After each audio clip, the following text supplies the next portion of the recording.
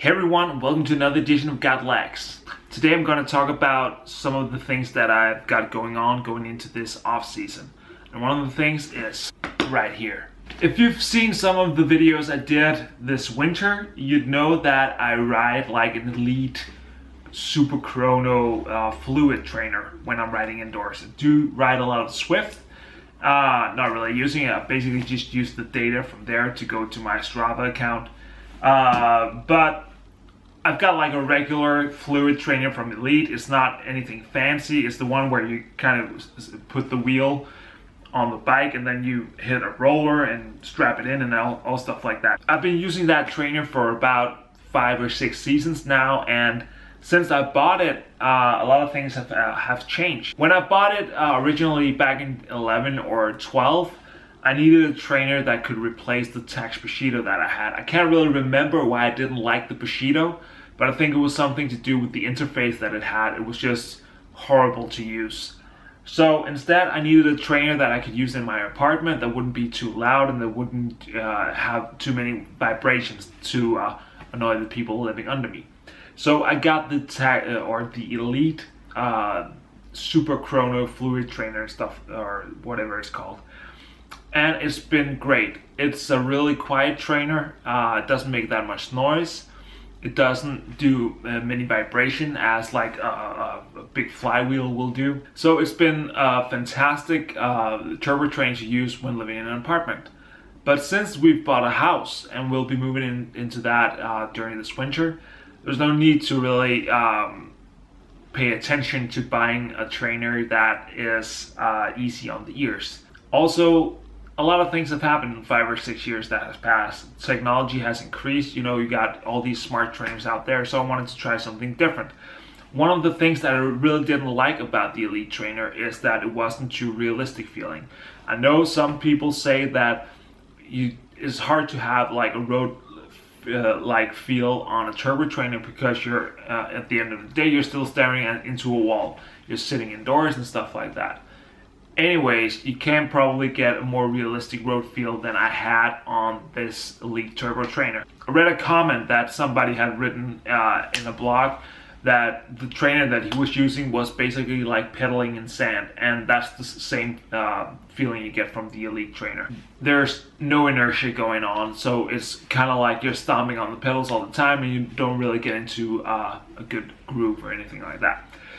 Anyways, I decided to look into getting another turbo trainer, and initially I started looking into the direct trainers, but reading a bit about those, they were quite expensive, and also some of the newer versions of the regular trainers were pretty good. So actually I had decided on finding like a Wahoo Kicker Snap, which is traditional turbo trainer, but had like all the great features from the Wahoo Kicker. And then I started looking at the used market, and a friend of mine actually wrote that he had one of these for sale. Unfortunately, he wanted a bit too much for it compared to what I was willing to offer. But then I started looking into the different Tacx versions. I looked at the Flux because, well, maybe you can get the same for less. And then, just by coincidence, a couple of days ago, a guy posted this on like the Danish version of eBay. So I wrote him instantly and told him that I really wanted that, and we could make like a quick transaction. And he was all for that. So yesterday, this came. It's a Tacx Neo, as you can see. It's the W2017 version, meaning that it will have better frame clearance compared to the first version of the Neo, meaning that my time trial bike should be able to go in it. He told me he had used it twice, which is, I guess that's pretty okay. He told me a long story about it. He even put on an 11-speed Ultegra cassette, so everything is pretty much set to set it up, and I'll just need to find the time to actually try it out. I saw a lot of different reviews about this and also the Wahoo Kicker. At the beginning, I was leaning more towards the Wahoo Kicker because I read great reviews about it. I've seen a lot of videos about it, and I know a couple of people that actually use them. But the more I researched this topic, it seemed that the Tacx was actually ahead of the Neo. The Neo is not the Neo, the Wahoo Kicker. The Neo is actually a newer version, whereas the Kicker is an older design. It has received some modifications throughout the time, but this is still the one to beat as far as I know. So when I was able to pick this up at a very good price, that was equal to the one that I could get an used Wahoo Kicker for, it was easy to pick this up instead.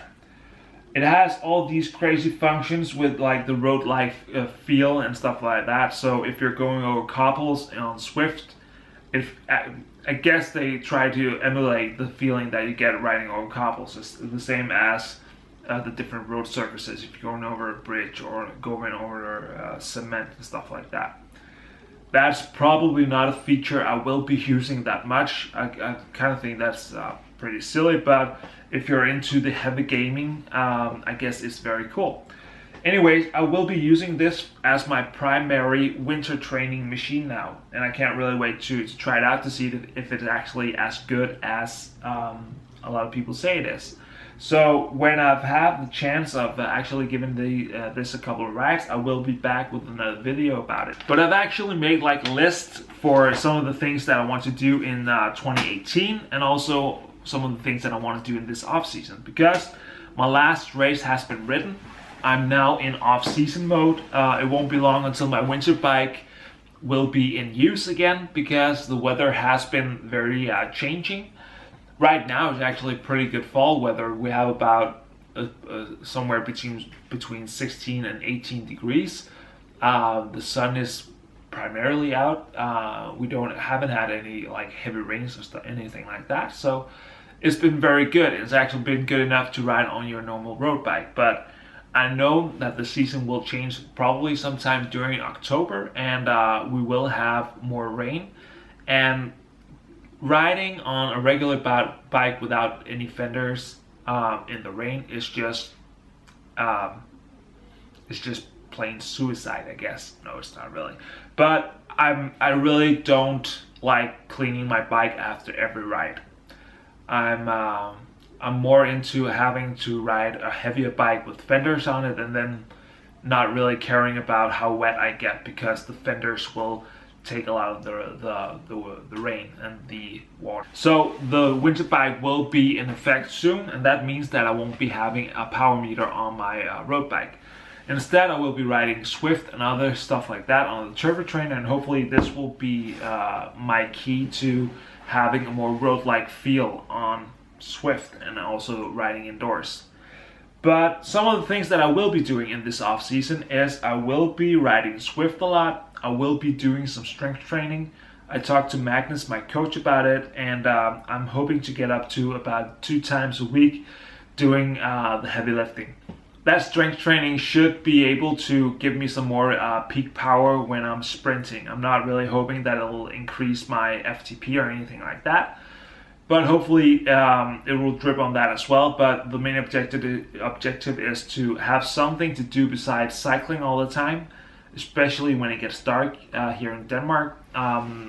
As soon as we hit December and January, we only have about 6 or 7 hours worth of daylight. So being able to train indoors is very key. During the weekends, I will of course try to get outside, but if it's been snowing or anything like that, if the roads are icy, I won't be doing that. But as long as the roads are pretty good and decent, I will be out riding and have the kilometers there.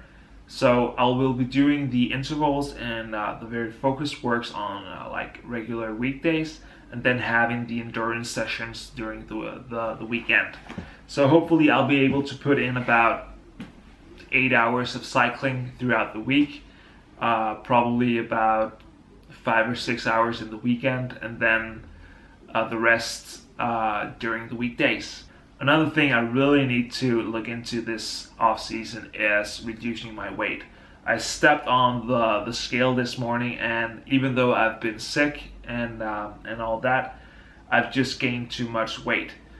It's easier for me to lose weight during the off season than it is during the season, because when you're riding lots on your bike, you just have a tendency to eat a lot as well. So hopefully I'll be able to shed some of those kilos during the off season. I haven't made a goal as to what target weight I want to reach, because it's not about the weight per se, it's more about me losing fat. I don't care if I weigh 80 or 81 kilos if it's all muscle, but I won't like to weigh 70 or 78 if that's because of loss of muscle. So in all fairness, I'm trying to lose fat, and hopefully I have about 6 months to do so. So it should be doable. One of the things that I will try to do as to losing weight is to exchange my cereal or my breakfast, because I usually eat oatmeal in the morning, and I'm trying to probably cut a bit of carbs as the training load won't be that heavy.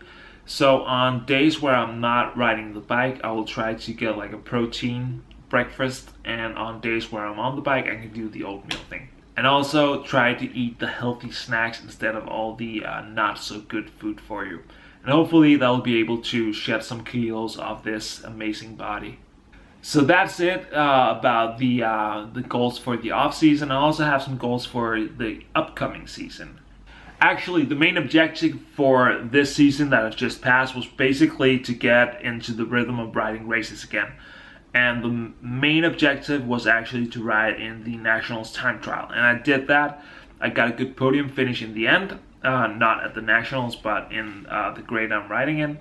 So that has given me some motivation to do even better next year.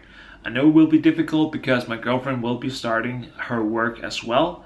So we have to split our time between me and her going to work and having to take care of our son as well. And he is the most important thing. So we need to figure out how these trainings will proceed. But some of the goals for the upcoming season, that is 2018, is I want to win a race. I've been riding my bike for quite a while. I've been riding races for quite a while as well, but I've never ever won a race. I've come in second a lot of times, and going from second to first shouldn't be that difficult, but in the upcoming season, I want to come in first. This season, my club tried something different in collaboration with some other clubs, and that was to make a stage race. So it was 4 stages consisting of 3 road races and 1 time trial. I didn't participate in the stage race because I didn't have the time. But this year, or the upcoming year, I will try to do so, and I will try to get a top 5 place out of that. This season, I actually dropped a category. So I started in the B category and ended up in the C. I did that because I was losing motivation to go really fast in the B grade, and I didn't have the power to be in that group right as it is right now. I'm still coming off an injury and stuff like that. So for the upcoming season, I will be starting in the C grade as well, but one of the goals is to have enough points to actually be able to move up into the B rank again. I focused a lot on time trialing this year. I didn't do any good in them, but it was quite fun. So for the upcoming season, I'm attempting to do like a top 5 in my category in a time trial. So that's my short video about the upcoming goals for the 2018 season and also the off season that is right around the corner. Once again, thanks for watching. Make sure to subscribe to the channel, watch the other videos, and until next time, bye.